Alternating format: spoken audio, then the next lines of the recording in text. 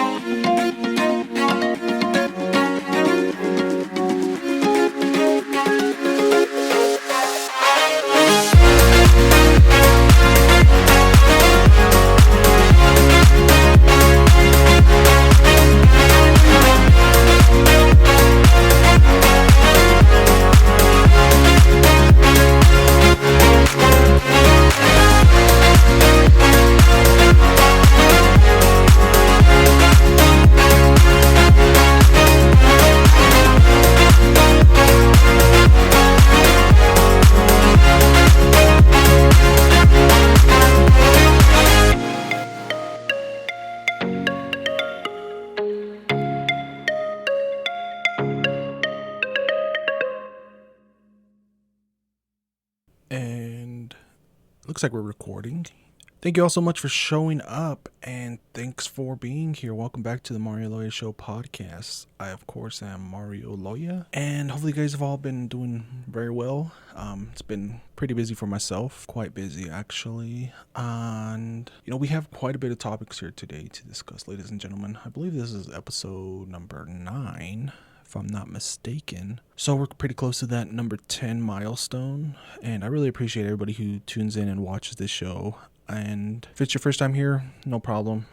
Just so you know, it's a UFC / football / gaming show, Xbox show, whatever you want to call it. And these are just the topics I like to discuss. So anything that's on here, it's stuff that I want to talk about. It's stuff that I have an okay understanding of, and I'm pretty passionate about all these topics. So that's kind of why I chose to create this podcast, make it, and to kind of ramble on into the void. So if you like listening to me void, then thank you guys so much. I really appreciate it. You can follow me on Twitter at the Mario Loya Show podcast, or you can follow my own personal Twitter at Mario Loya _13. And so let's just go ahead and jump into the topics. Let's start out with, let's save the gaming for last, and let's go ahead and jump into the NFL news. So Kelvin Benjamin gets cut by the New York Football Giants. Kelvin Benjamin, if you do not recall, or if you do not remember him too much, he was a former, I believe he was a first round pick of the Carolina Panthers down there whenever they had Cam Newton and whatnot. He's a receiver, and the story goes for him is that he's very, very overweight for a wide receiver. So I believe he got signed on by the Giants in order to be a tight end, and how it went and how he got recently cut by the Giants. Very rarely does a player get cut by the Giants so early on in training camp. So it's either because they do something very, very negatively and they want to hurry up and get that guy out of there. So how the story goes is that Kelvin Benjamin was weighed in, I believe, prior to being signed, they checked his weight. He came in at 261. And they told him, you know what, in order to play tight end for us, we would like for you to be down at like 251. So, lose 10 pounds by the time training camp starts. So training camp starts, Joe Judge down there and their GM, David Gettleman. Thank you. Usually I'm bad with names, so thankfully I remember David Gettleman. I just remember him because he's a fool of a GM. Probably going to be his last year there. I don't think that they're going anywhere down there in New York. But anyway, they told him, or they were having a conversation with him. Remember, they told him, get down to 251. He was at 261. He came in at 268. So he actually gained weight. They talked about it, and it turned into a very heated discussion right there on the field. I don't know exactly what was said, but he said that he could play at this weight, play tight end at this weight. He could even play wide receiver at this weight. Okay, and so it got so heated that they ended up cutting him right then and there on the spot.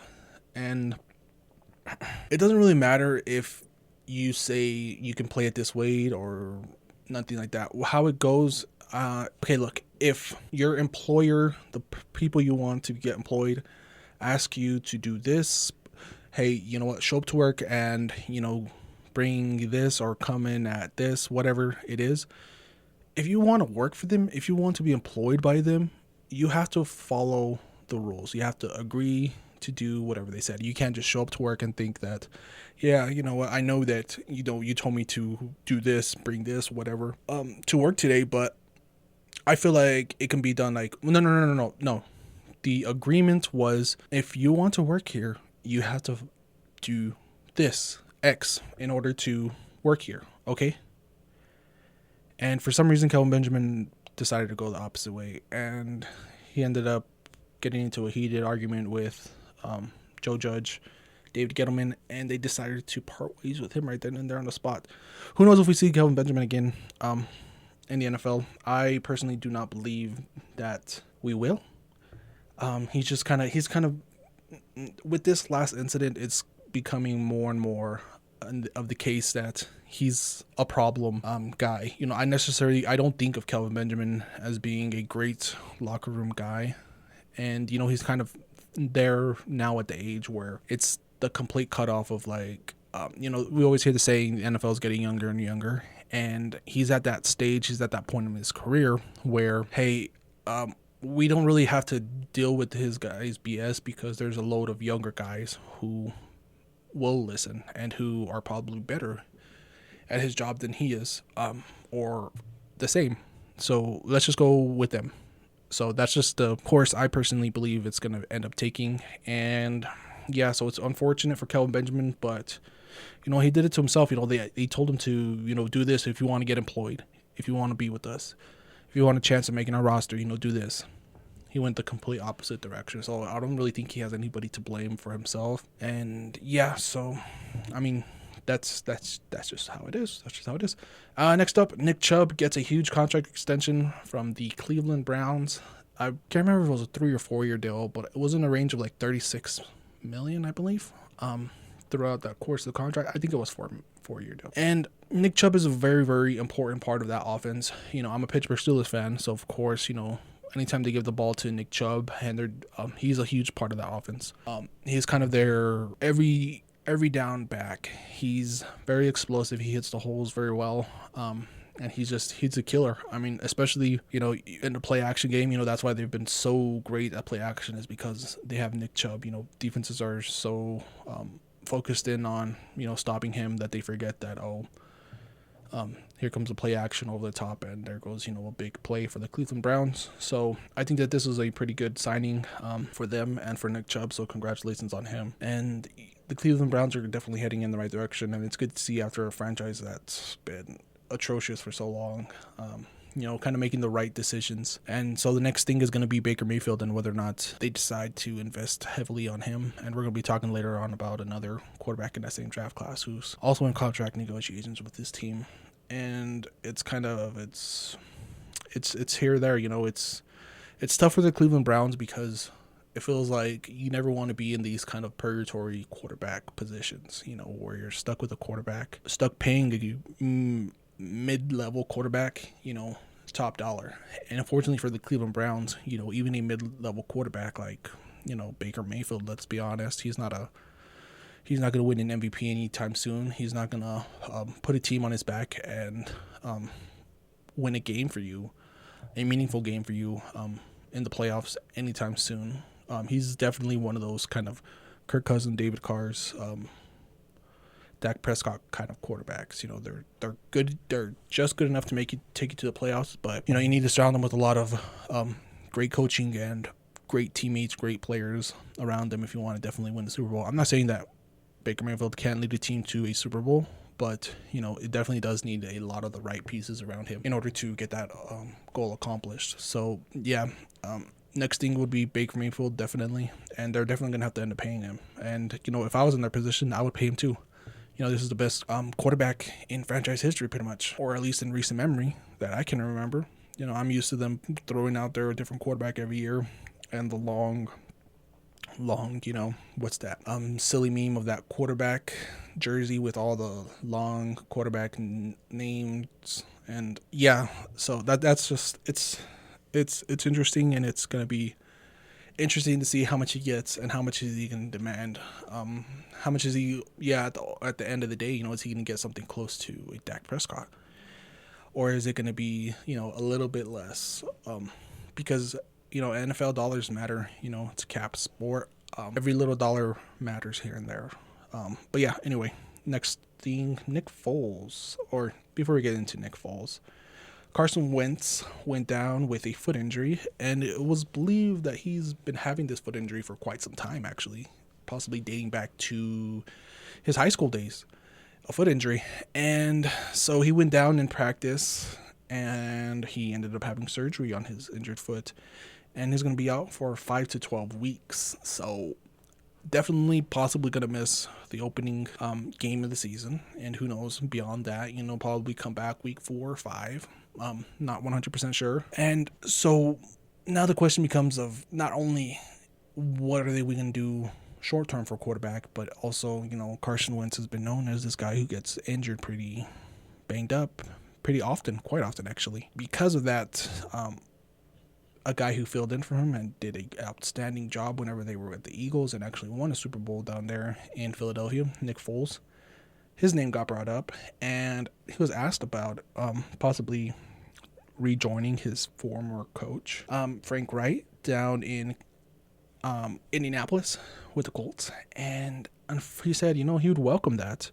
But he said, unfortunately, right now, I'm a Chicago Bear, and this is what was really meaningful to me. This is what I want to do. And we'll see how long it'll be Chicago Bear, because they have quite the crowded quarterback position now with, of course, Andy Dalton, who they promised him the starting quarterback job. I don't know why you'd promise anybody anything in the NFL.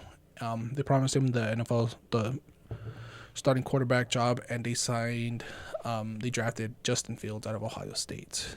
And so those two guys, I would have to imagine, pretty 100% positive that they're going to be on the roster come the start of the season. And I don't know if Chicago usually carries 3 quarterbacks, but it's a very strange situation to carry a third quarterback. Is usually a very young guy who you're kind of developing a little bit. So it's really strange to have a veteran quarterback as your third quarterback. So it'll be interesting to see what's going to happen there. And who knows, maybe Nick Foles comes out and dominates everybody and actually wins the quarterback job there. I doubt it, but, we've seen stranger things. So very interesting to see if how it all plays out and who's actually going to be taking a lot of the snaps now down there in Indianapolis. Who was the young quarterback's name? Jacob Eason, I believe. Jacob Eason. They were saying that he's going to be the starter, and Okay, we'll see how that will last, and I don't personally believe you're going anywhere with him. But yeah, so last topic here. Remember, we were talking about earlier a little bit about young quarterbacks trying to negotiate contracts. So the Bills GM came out and said no contract negotiation in season is going to be happening for Josh Allen. And I don't blame them really. That's just that's the way that most franchises run, is that there's zero negotiations for contracts during the season, regardless of position, regardless of who you are.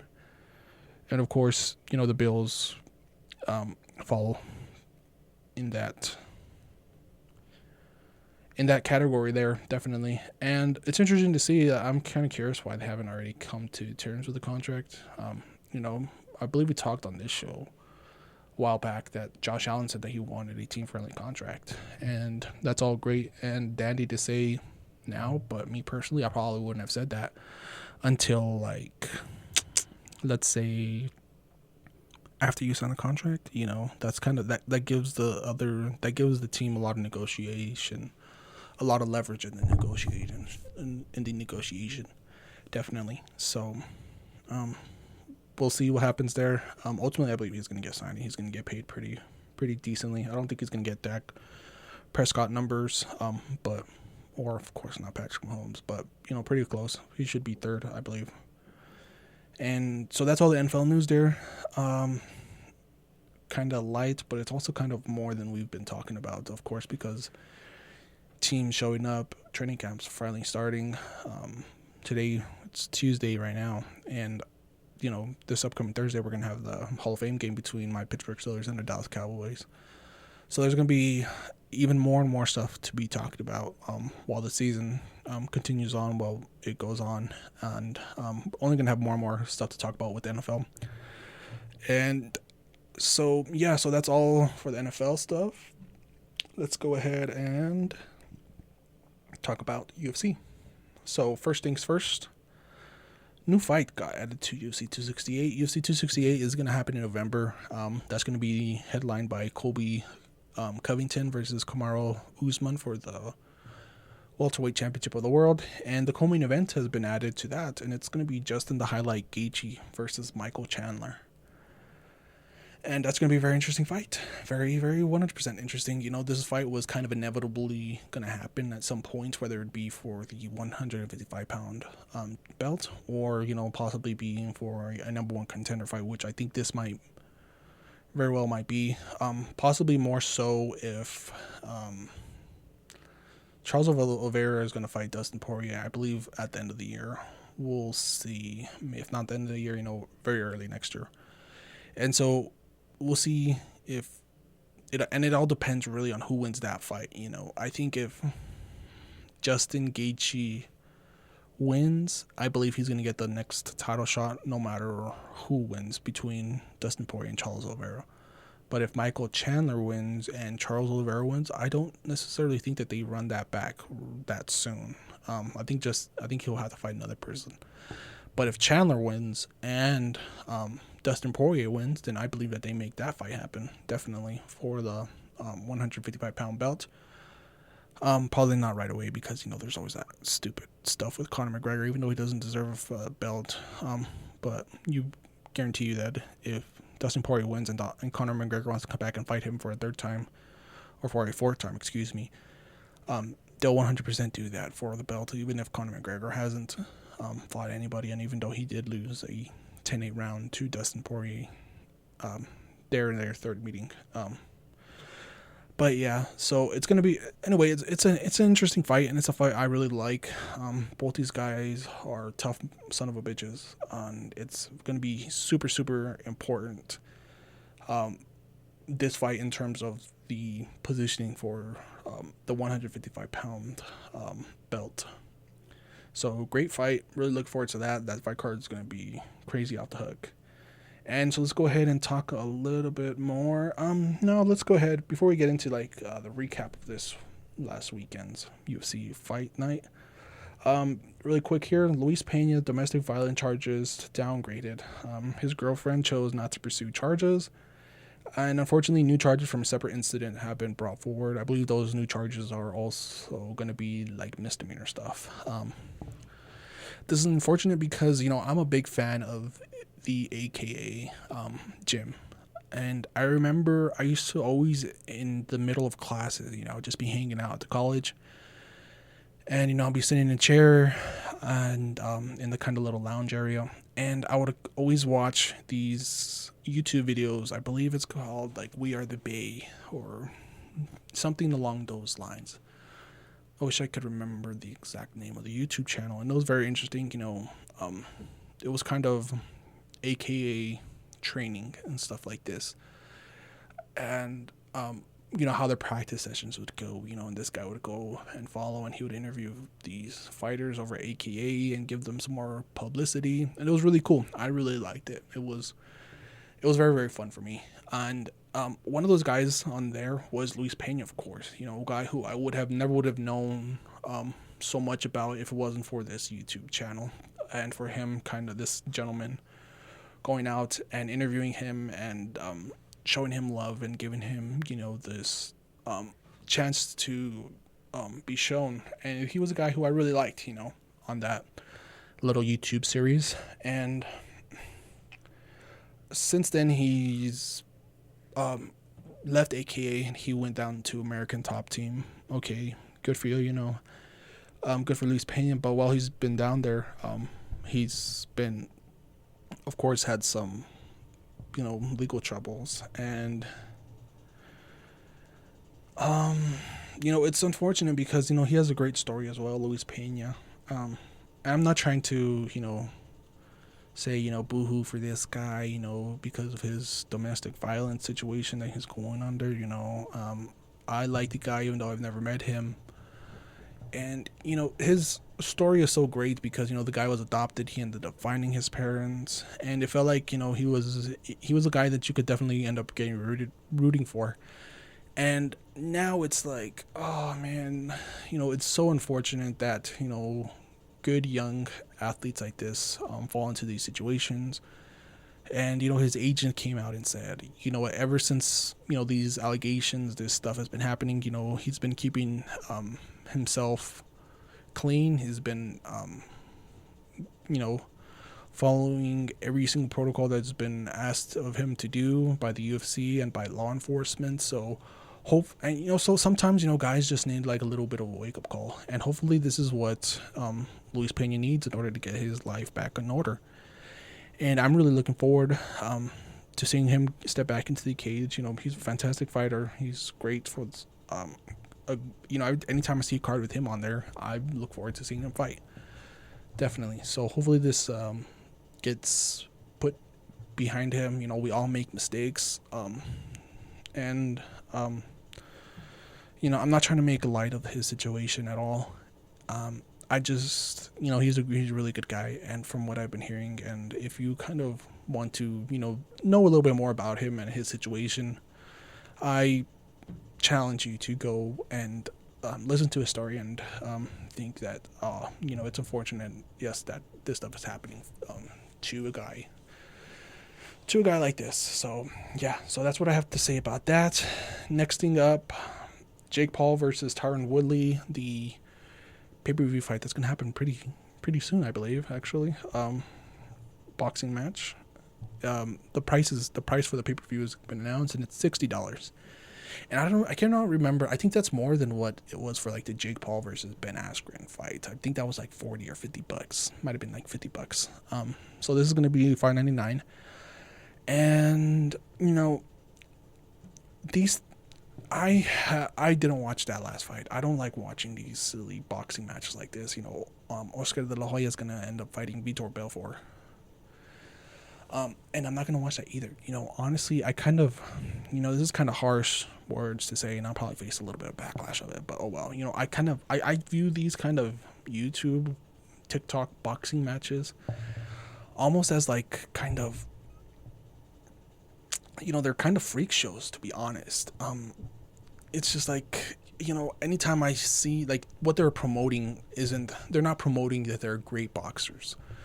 They're not promoting that in the slightest, because they're they're not great boxers. They're not great fighters. Tyron Woodley, he was a great fighter once, but goddamn, he's on a 4-fight losing streak. Which I don't think he's won a single round in any of those fights. Possibly one against Vicente Luque, but other than that, nothing. Clean sweep by the champion Kamaru Usman, Gilbert Burns, Colby Covington, and then he got knocked out by Vicente Luque. So that's So I'm just like, back to why I think these are kind of viewed more as freak shows. It's like, I kind of, in my head, how I see this is like, this circus master almost kind of saying, oh, we have a TikToker gonna fight a YouTuber. Do you want to see a YouTuber fight a TikToker?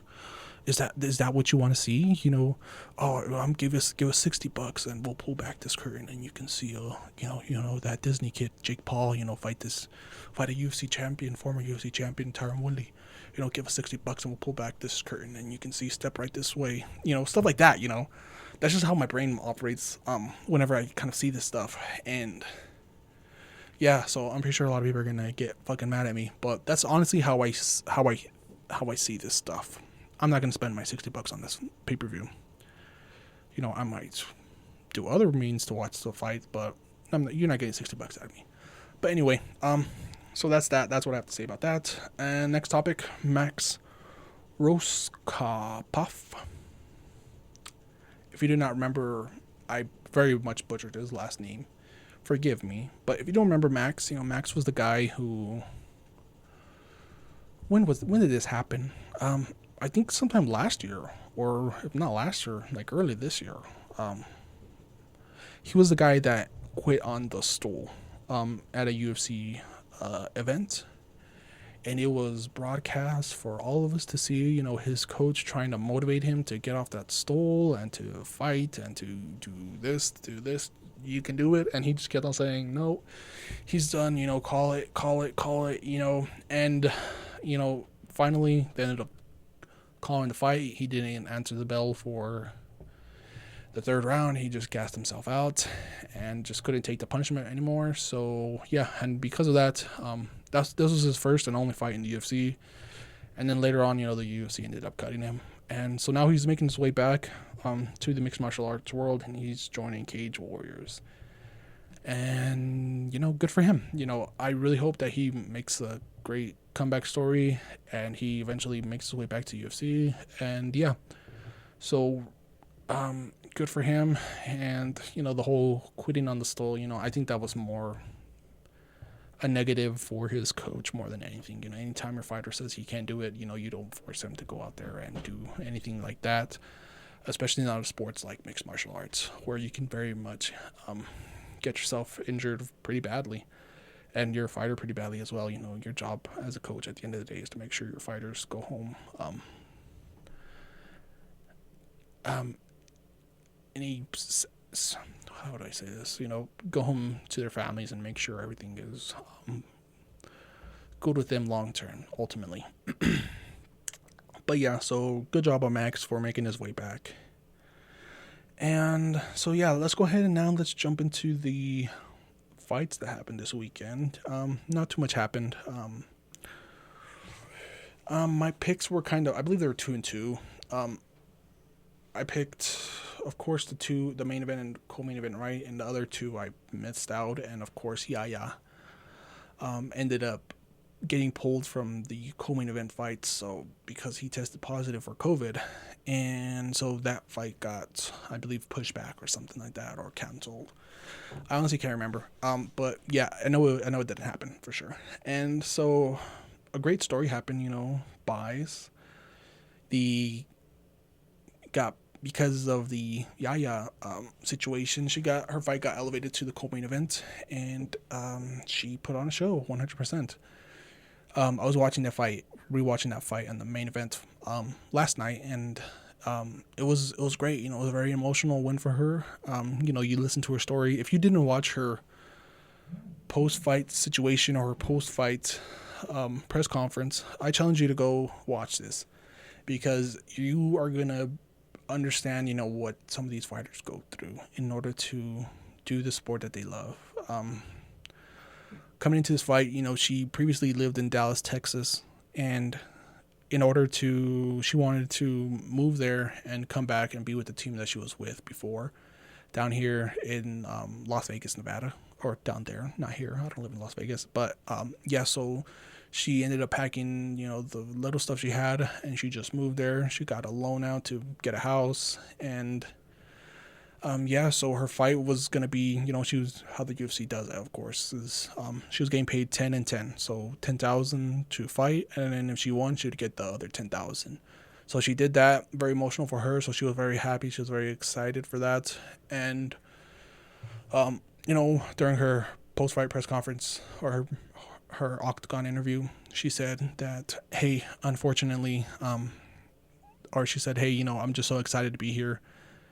Coming into this fight, I knew that this fight was going to go 100% towards, the bank, for my loan on the house. So, there's that. So she said that she was just pretty much going to, clear herself out of some debt and stuff like that. And leading back to this fight, she knocked out this girl in a very impressive way. She threw a high head kick whenever this girl was getting off the mat, and she just lifted her hand off the mat. So of course, if you hit a fighter with their hand touching the ground, they're considered a down opponent, and you cannot throw any sort of head kicks their way. But she just managed to get her hand off the floor, and that's whenever Bice hit her with an amazing high kick and knocked her out, and it was fantastic. It was great. And because of that, the UFC also does the $50,000 bonus checks, and she got one for her knockout. And she was so emotional for it, and it was just like, it couldn't have happened to a better person. I was very happy for her, very, very happy. And so congratulations to her, and hopefully she puts that away and she clears herself out of debt for her loan. And congratulations to Mrs. Bice. She had a beautiful moment there with her husband as well. Very, very great. So, so leading on to the main event fight, Strickland versus Hall, and Strickland absolutely beat the brakes off of Hall. During the fight, it felt like very early on that there was something going on with Uriah Hall's eyes. He was kind of wincing quite a bit, straining his eyes. And, Strickland just didn't give a fuck. He has cardio for fucking days. Cardio for days. And he has a beautiful jab. He has a very awkward style. He was throwing a lot of, 3-punch combos with back fist at the end. Backhand at the end, back fist, whatever.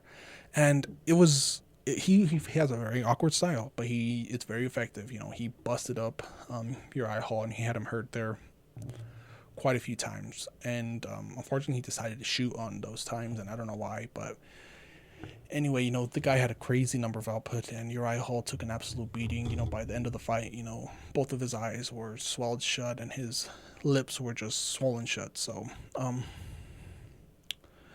great, amazing fight by Strickland. He's definitely going to move on to the top 10 at middleweight. Excuse me, I was trying to forget what weight class he was in. Remember what weight class he was in. And so, so this is it was an amazing fight. Dominant fight by Strickland. And Uriah Hall had his moments, but man, Strickland is just a crazy motherfucker. He's literally crazy. Once again, I challenge you, go watch the octagon interview. The guy is a wild boy. He was saying that, thanks to the UFC, if it wasn't for the UFC, I'd be fucking cooking meth out of a trailer or in prison or dead.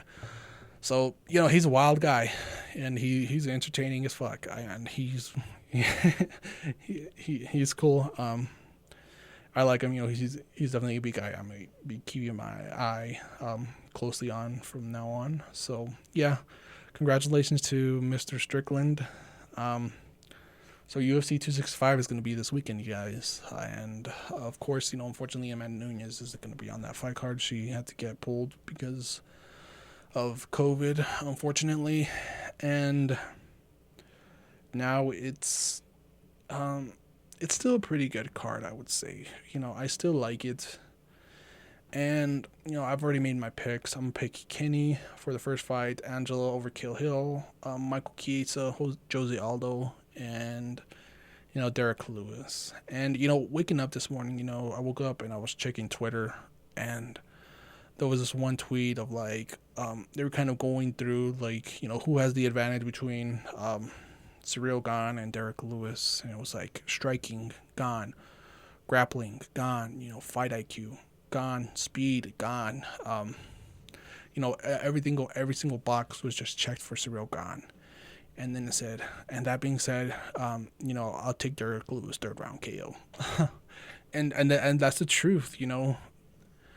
Derek Lewis can knock you out at any given moment, and I feel like Cyril Gane might come in and he might just make one or two too many mistakes, and that's all Derek Lewis needs to knock you out. So I will roll the dice and say Derek Lewis will end up knocking out Cyril Gane and being named the interim title belt holder, heavyweight title belt holder. So yeah, that's all the UFC news now.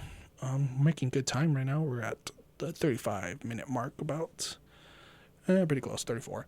But yeah, so let's go ahead, and we have a ton of gaming news, an absolute ton of gaming news. So first things first, what I've been playing. I've been playing some Death's Door. Very, very fun game. It's been taking me fucking forever to finish this game, to play this game. I barely am at the point where I've beat the witch. I died so many fucking times fighting that bitch. I don't know, like I'm not very good at gaming. I'll be perfectly honest with that.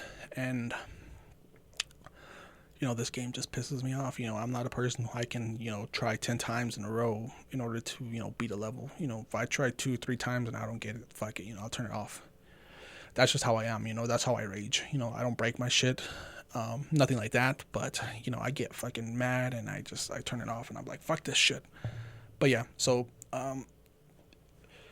that game's fucking phenomenal. I love it. If you haven't played Death's Door yet, go get that fucking game. It's only like $20.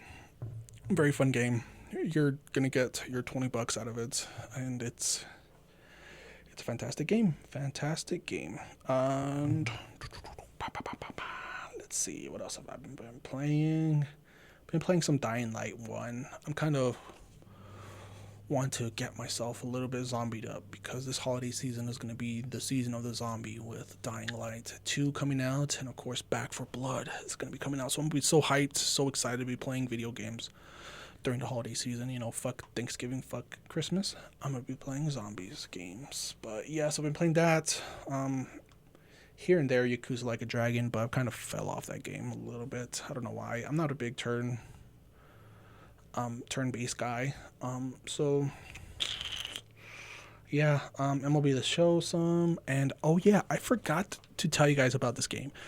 I was, of course, UFC 4 got added onto Game Pass through EA Play, whatever. So I was playing this fucking game, and this game sucks balls. I feel sorry for anybody who actually paid money for this game. It's exactly like UFC 3. If you are a person who doesn't have Game Pass and wants to buy this game, I challenge you, do not get this game. Do not pay a penny for this game. I literally had it on my hard drive for like 3 days. I played the career mode.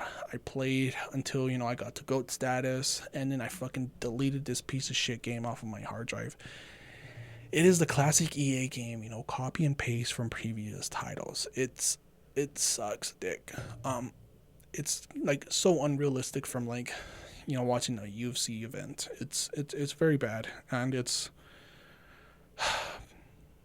UFC deserves better. Fighting deserves better. So do not give EA your money for this fucking game. Sucks balls, sucks dick. It's the classic copy and paste kind of game. So yeah. Let's go ahead and talk a little bit about. There have been quite a few games that have been out there now. Flight simulators out there. I tried that game a little bit. I played this game for about 30 minutes and I turned it off. I took it off my hard drive. Like the day it was released. It's just not my kind of game. People would tell me, go ahead and re-download it, and there's different ways, just for the cinematic view. And okay, I might do something like that, but I'm not that much into like simulators like this. Yes, the game looks beautiful. Yes, it's pretty relaxing. Yeah, but it's not how I want to spend my time gaming. I only have a set amount of time to game a week anyway. So staring at pretty realistic pictures isn't what I want to be doing with my spare time, with my free time. But I can see why a lot of people enjoy this game. It's an absolute beautiful game, and it's pretty. It's really it's cool. It's fun for certain people, but it's not my cup of tea. The next thing is Halo Flight. Halo had an event this past weekend where they were testing out their multiplayer games. So if you were an Xbox insider, you could have possibly had the opportunity to play some Halo Infinite this past weekend, and I didn't sign up for it. I would just rather just wait until the full game got released and I could play it as much as I want.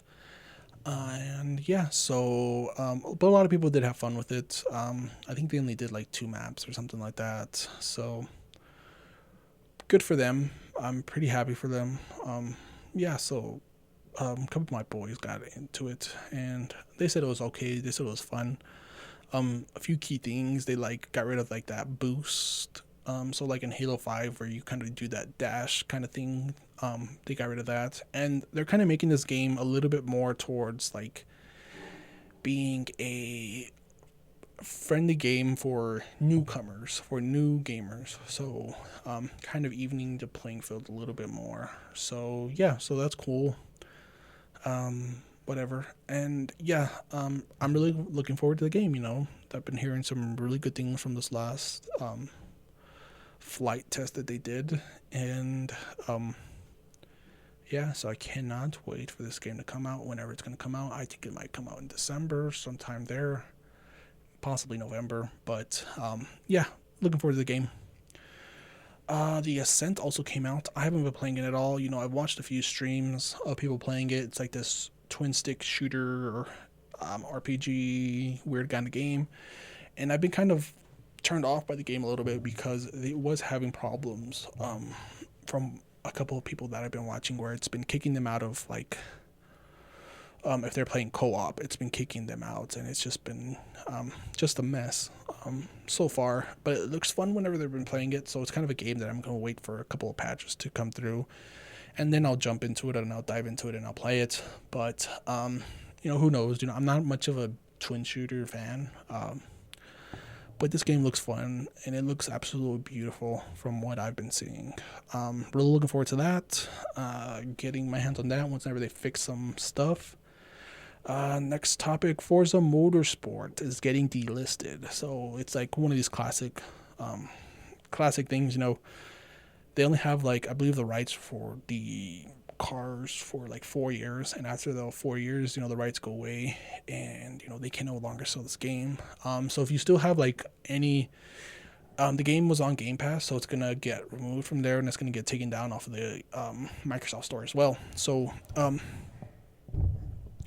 if you actually went in and any time prior to this announcement bought any sort of DLC from the game, for the game, they're going to send you a token, Microsoft will, and you'll be able to continue playing the game for free, or continue playing whatever you want from the game. It's just not going to be sold anymore. And yeah, so there's that. Interesting that they do it now without releasing a new Motorsport, but COVID situation and stuff like that, I'm pretty sure we're going to get a new Motorsport next year, and we're going to get a Horizon game, of course, at the end of this year. Kind of looking forward to that. And so next topic, Game Pass is losing major games this month. So Ape Out, Crossing Souls, Darksiders Genesis, Don't Starve, Final Fantasy VII, Train Sim 2020, and GTA 5 are all going to be leaving Xbox Game Pass this month. And I was just kind of looking at it, I'm like, I really don't care about any of these games too much. Final Fantasy VII is a game I've kind of been wanting to play, but never had the chance to. And of course, Grand Theft Auto 5, I already own that game. So those are kind of the two big ones that I was like, okay, unfortunately these ones are leaving. But anyway, we're always going to get a bunch of new games. We just got the Ascent, and we're going to get, Psychonauts 2 pretty soon. So looking forward to that. And yeah, and games. Yeah, I've already did games I've been playing. So the last topic here, we're flying through the show already. We're like at 43 minutes. So the last topic, Sean Layden, he was the former head over at Sony PlayStation, actually had some critique of Xbox Game Pass. He said, Xbox Game Pass can't sustain games that cost $120 million until it has a $500 million subscriber base. And I was like, wow, 500 million subscribers is what it needs in order for it to be profitable? Really? And so I was kind of looking at some of these other streaming networks and seeing, like, how much do these other streaming platforms, I get that they're like TV shows and movie stuff, but I would imagine that some of those things cost more than 120 million. Some of those shows cost more than 120 million to make, and 120 million for, all the other stuff you get on there. So, like, Netflix, how many subscribers are on Netflix? Oh, I looked it up. Right here. 207 million for Netflix. The biggest one. Not even half of what you said. Hulu? How much subscribers are on Hulu? 41 million. Oh, HBO Max? 44 million. Showtime? 30 million. So it's like, who cares if... I get that he was asked this question, Sean Layden was. And, who cares that if it's not profitable? It doesn't matter to us. Anytime I hear this and people say it's not profitable, I always tell them, wow, look at you. You are such a great, consumer for, a trillion-dollar company. They absolutely love you because you kind of constantly fall in their trap. You're trying to make them as much money as they possibly can, for these poor trillion-dollar companies. And this stuff gets me fired up because it's like, what the fuck are you doing? Like, who gives a fuck if it's profitable or not? It's, and I'm speaking more towards, the consumer people, the people who buy the games, the fanboys and stuff like that. It's no skin off our back if Game Pass is profitable to Microsoft or not. I believe it is. I don't know if it's profitable right now, but, add up the fucking numbers, add up the things, even if, it's only $10 a month. I hate doing, it feels like every single time we talk about this, I always have to do the math on air. But, okay, go do the math yourself, and you tell me if that's profitable or not, or, add numbers until you think it is profitable or stuff like that. But like I said, do not treat these trillion-dollar companies like they're charity cases. Do not be a fanboy of these companies, okay? Because they give no fucks about you. They really don't. So if it's profitable, good. If it's not, okay, it'll probably go away. But for the time being, we can go back and we can talk about, hey, you know what, Game Pass, remember Game Pass where we got all that shit for $15 a month? Wow, what an amazing time. What a great time. What a great time to be alive. What a great time to be a gamer. Fuck, I wish I was there. I wish instead of fucking bitching, I wish I could have gotten all those games for that $15 a month and play those games. Yeah, but unfortunately, I was just stupid. And I was just rather just bitch about it, that it was never gonna stick around. And even though I was right, I never got the chance to enjoy those games. Shut the fuck up and go play some games. Shut the fuck up and go get Game Pass because it's the best deal in gaming. 100%. And yeah. So that's all the stuff I have. You guys, I completely flew by. Mowed down these topics. And I have quite a bit of topics here. I'm looking at like 2 pages worth of topics that I write down like a barbarian because I don't like to type it out. But yeah, so yeah, that's the show, you guys. Thank you guys so much for listening. I really, really appreciate it. I might actually do a show later on this week, possibly on Saturday, and we'll just talk the shit a little bit because it's going to be the 10th episode. Might have somebody on, who knows. But yeah, if not, it's all cool. Thank you guys so much for supporting me. I really, really appreciate it. I'm a small channel, small show, still trying to grow. I have very minimal number of listeners right now, and that's okay. Going into this adventure, I expected 0 listeners. I really did. And I'm not going to be looking at always checking to see how many listeners do I have, because it's okay. If you want to listen, okay. If you want to talk shit, that's okay too. That's fine. You want to say that I'm not doing this like this and stuff like that. That's okay. Thank you for the input. I really appreciate it. But yeah, so thank you guys so much. Like I said again, you can reach send questions to the show over at the Mario Loya Show podcast over on Twitter, or at my own personal Twitter at Mario Loya _13. So I really appreciate you guys. Thank you guys so much for tuning in. Short show, kind of quick. Ooh, you stayed under the hour mark. And so thank you guys so much. I appreciate it. And hopefully you guys have a banging week. See you cool kids later.